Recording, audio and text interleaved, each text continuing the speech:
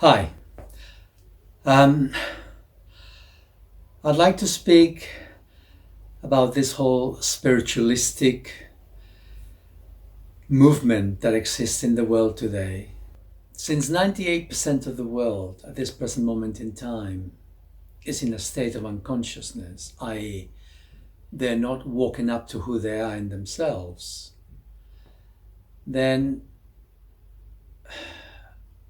the spiritualistic movement, by its very nature, contains a lot of fantasy. People believe in all manner of things, you know. Who doesn't? It's how we define our world. But I'm going to make a case as to why angels, astral trouble, astral guides may not be a real accurate representation of reality.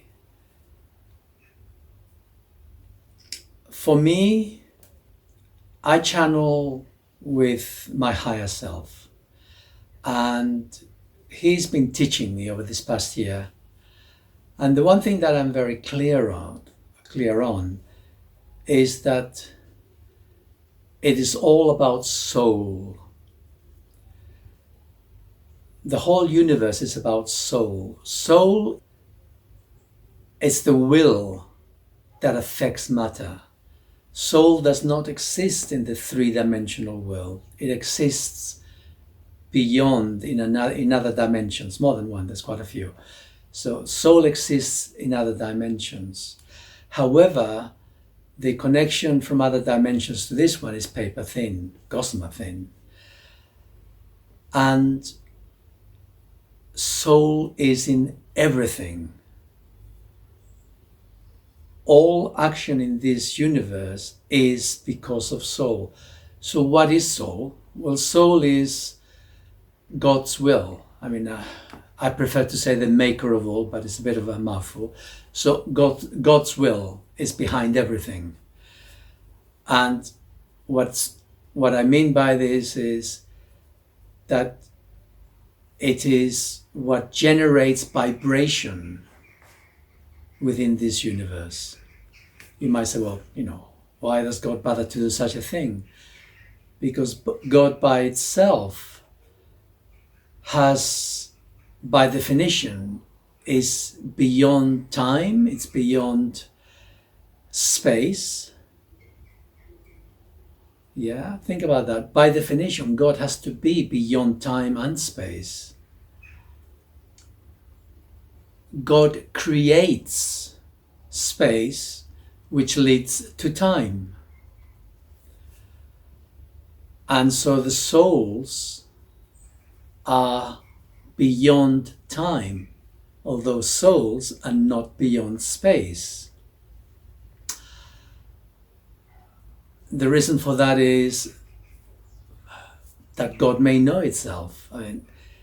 If God is everything, if God is absolute, then God cannot know itself, because there's no differentiation within whatever God. This is so beyond any of us, but there's no differentiation within itself. However, in the process of creating matter, physical universe, it gets to know itself, because within the physical universe there's conflict. And so souls, which exist within space, other dimensional, their will affects this three-dimensional world. The point behind it being that there is a soul that animates each of us. We're not just a machine, there is more to us. The interesting question is the soul conscious within any particular body? We look around, we can see that most people are not even aware of who they are. I give an example when I was in my mid-20s of, this is within a book, which I'll be bringing out soon. And I was attempting to walk from the tube station to my mother's home, 10-minute walk. And my exercise was to remember myself from the start to the finish. So I would start, and within a minute, it'd be next day.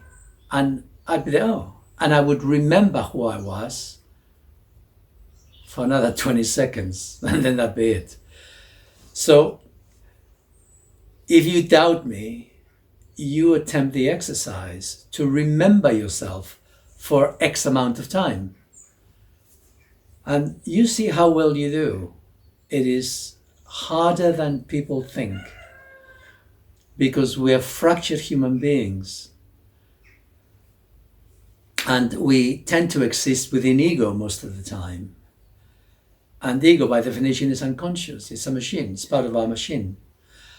And so when people talk about the dearly departed, when we die, our soul goes to heaven or to hell or whatever, we're thinking in terms of our personality.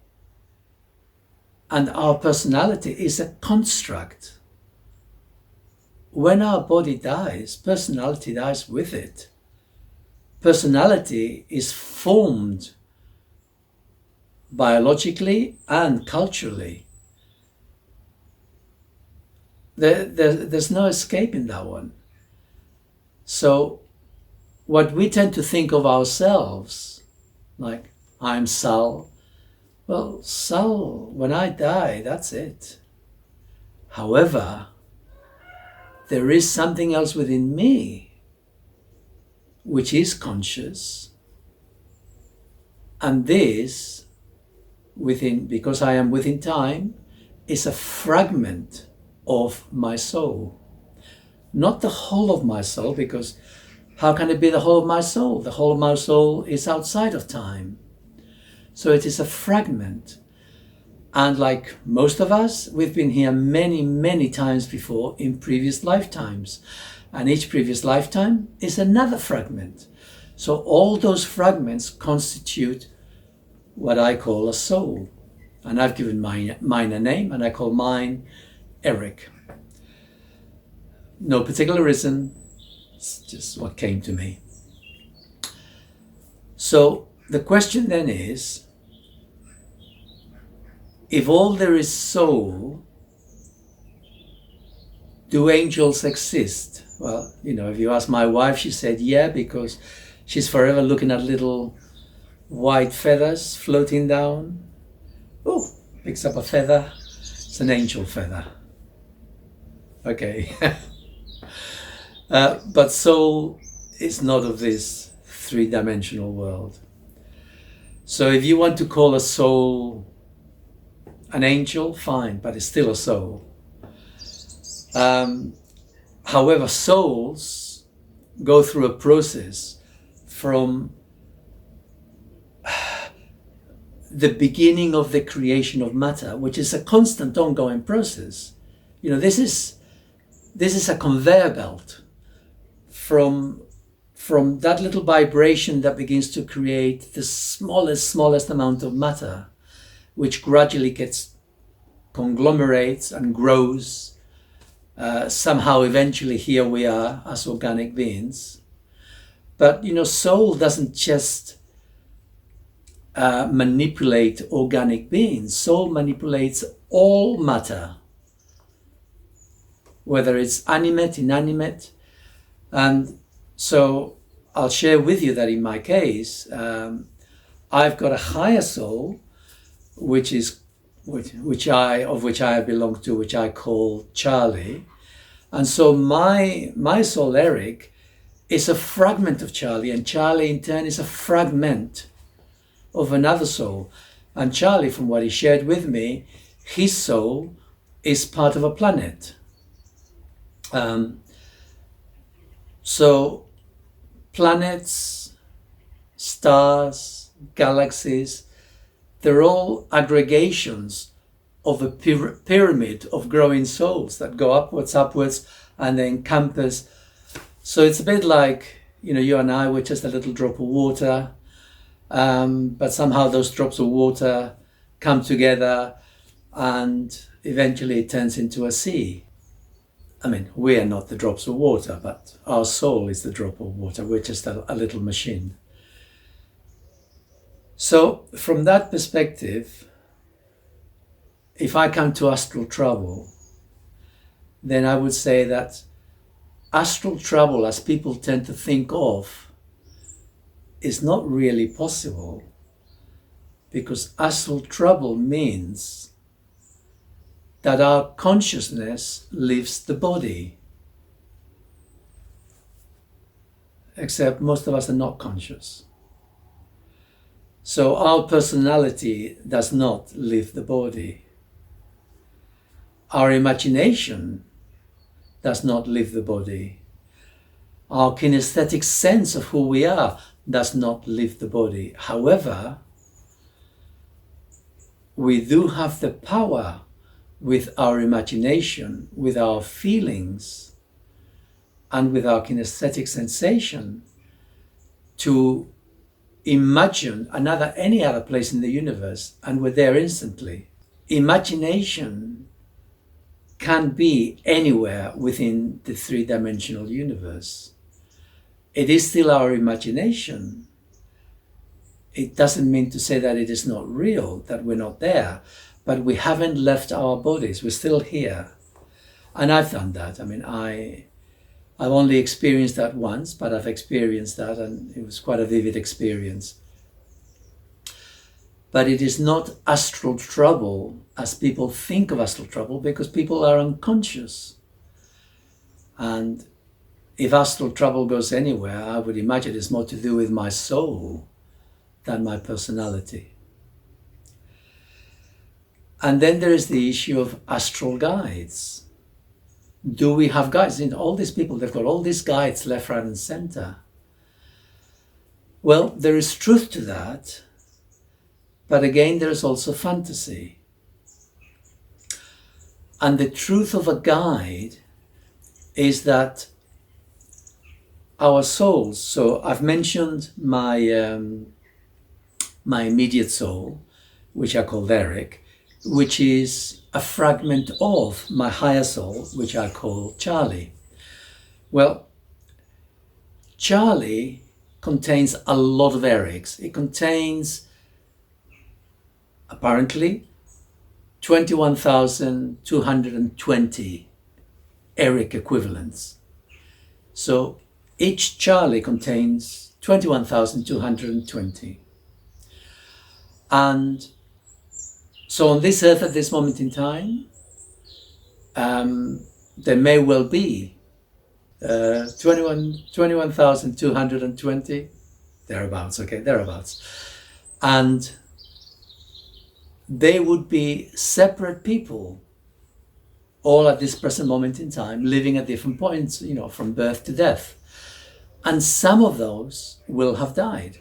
Now, it may be that, and I believe this to have been true for me, that there have been people in my life when I was younger who were there for me, to help me, and they died.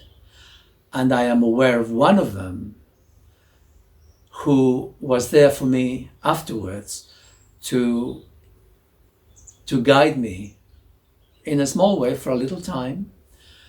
And she was made known to mediums who told me about this.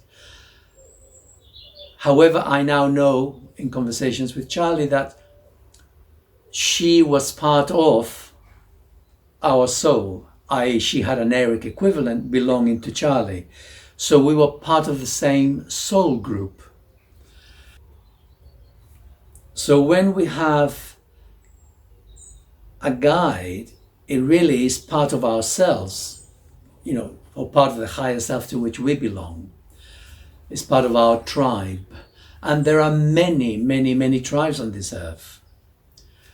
So we all belong to a soul which belongs in turn to a greater soul. And that soul in turn belongs to a greater soul, but then that is beyond this earth. My point being of this conversation, that what matters is the connection that we have with our soul and with our greater soul. Unfortunately, to make this connection conscious, we need to move beyond the limiting structures of the ego. And the only way to do this, so there's all manner of spiritual things out there. People gazing at their own navel, doing rituals, doing magic. It's all a distraction. There's only one thing that matters in this lifetime for any of us. It is the only way forward and the only way upwards. And this is to create separation between our ego, our emotions and our lower mind, and our feelings and our imagination. It is only by creating this separation that we look at ourselves and we start to accept who we are, to accept our ego with all its foibles, with all its warts, and we look at ourselves kindly, we look at ourselves with compassion, we look at ourselves with acceptance, because we are all damaged. We've all been born damaged in this world to a greater or lesser extent. And we're all, I actually do wonder whether we're more conscious in the first couple of years of our lives than afterwards, once the ego becomes solidified within us and we fall asleep. We forget who we are. Our fragment of soul is asleep and unconscious. And that is the mission for us in this life, to become conscious, to allow our soul to be conscious within us. And we know when this happens because we're in our hearts. When our soul is conscious, expressing itself within us, we feel love, we feel acceptance, we feel joy, and we can engage with the world. We can be the tree, we can be the other person, we can be the plant. It's like our consciousness moves beyond our body and incorporates itself into our surroundings. And this is the power of our fragment of soul within this particular lifetime. So I don't know if you're any the wiser. If you're not, feel free to ask me any questions you like. I have a website, salmarch.co.uk. Get in touch if you want to debate with me, or ask me any questions, or would like to learn more. Take care for now. Bye.